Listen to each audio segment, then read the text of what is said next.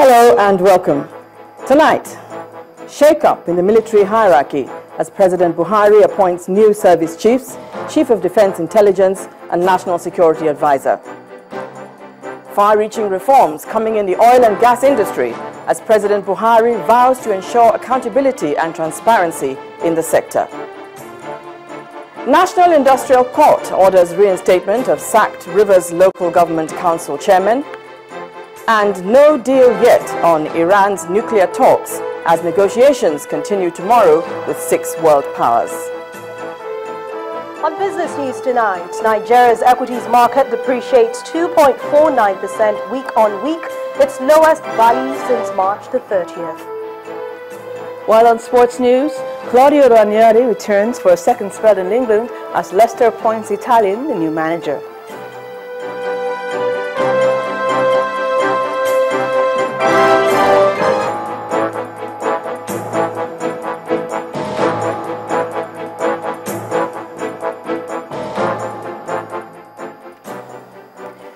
President Muhammadu Buhari has met with the newly appointed service chiefs and National Security Advisor following the announcement of the shake-up in the nation's top security circles earlier today.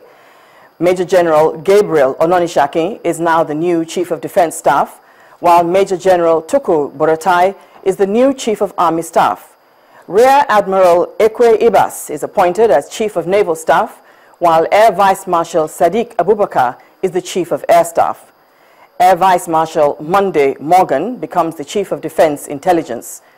Retired Major General Babagana Monguno replaces retired Colonel Sambo Dasuki as the National Security Advisor.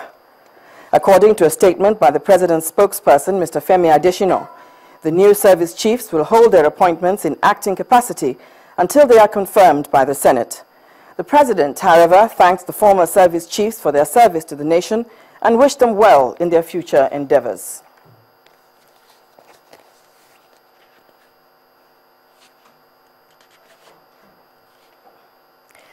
Now let's take a look at the profiles of the newly appointed service chiefs and the National Security Advisor. Beginning with the new Chief of Defense Staff, Major General Abayomi Gabriel Ononishakin, who hails from Ekiti State. He served as the head of the Nigerian Army Training and Doctrine Command in Minna, Niger State, until today when with his new appointment being announced. The new Chief of Army Staff, Major General T.Y. Buratai, hails from Borno State, northeast Nigeria. Up to date, he served at the headquarters of the Multinational Joint Task Force in N'Djamena, Chad, as the commander. Before then, he served as commander of the Nigerian Army's 2nd Brigade in Port Harcourt and commander of the Nigerian Army School of Infantry in Jaji, Kaduna State. Next comes Rear Admiral Ibok Ete Ekwebas, Chief of Naval Staff. Hailing from the south-south state of Cross River, 36 years ago, he enlisted into the Nigerian Defense Academy as a member of the 26th Regular Course and was commissioned as a sub-lieutenant 4 years later. He had served as Naval Provost Marshal, Chief Staff Officer, Naval Training Command, Chief of Administration, Naval Headquarters, amongst other roles in the course of his military career. Until now, he was the Chief Executive Officer of Navy Holdings Limited. Air Vice Marshal Sadiq Abubakar, the new Chief of Air Staff, hails from Bauchi State, also from Nigeria's northeast. His previous appointments have been Chief of Standards and Evaluation, NAF Headquarters, Chief of Defense Communications, and Air Officer commanding NAF Training Command. Major General Babagana Monguno, retired National Security Advisor, holds a PhD in Architecture from the United Kingdom. Before his retirement from the Army, he held several command and staff appointments, including Commander, Guards Brigade, Deputy Commandant, National Defense College, Chief of Defense Intelligence, Chief of Defense Logistics, and Commander, Training and Doctrine Command. He hails from Borno State.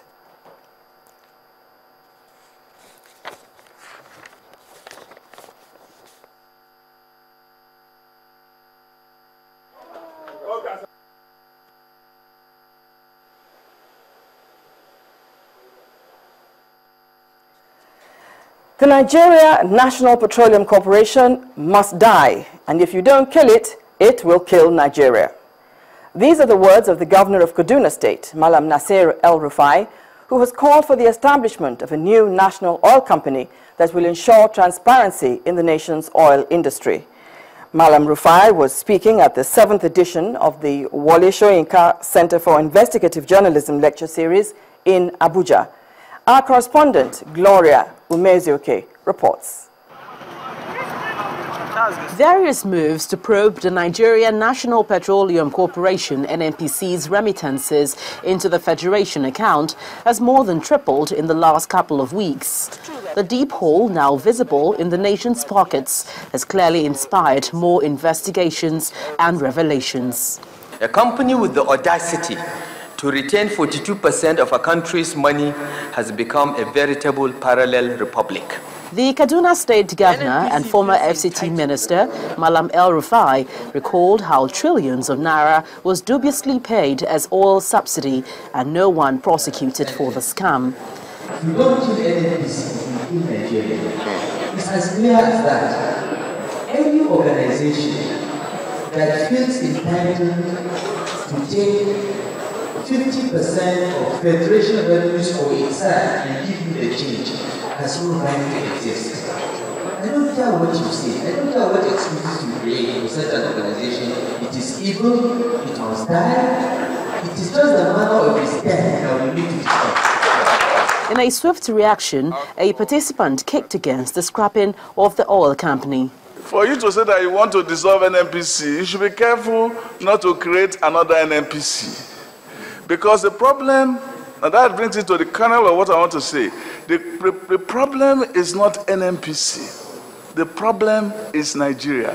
When you have rule of law, when you have a fidelity to the conscience of the law, every other thing will find its place. In this back-and-forth argument, the Executive Secretary of the Nigeria Extractive Industry Transparency Initiative says the country's oil and gas sector still faces one challenge. There's a lot of wastages. If you look at the management of the oil and gas sector and the National Oil Company, the NNPC, but there are special funds that have been set up that are also being grossly mismanaged. The agreement here is that the NNPC needs a total reform, whether it's changing the management team or an outright scrapping of its operation. Any decision taken must bring the needed transparency to the nation's oil industry. Gloria Umezuke, Channels Television News.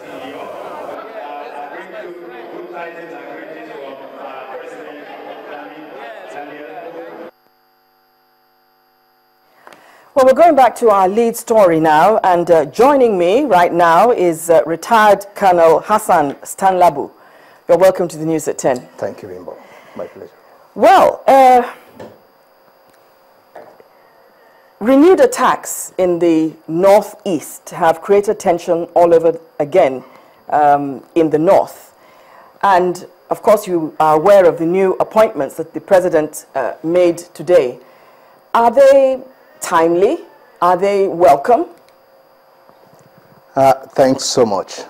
First and foremost, I think I want to say I'm really excited at the appointments. As to whether they are timely, it depends on one's sense of judgment. In certain quarters, and I think I share that too, I think the appointments are long overdue, frankly speaking.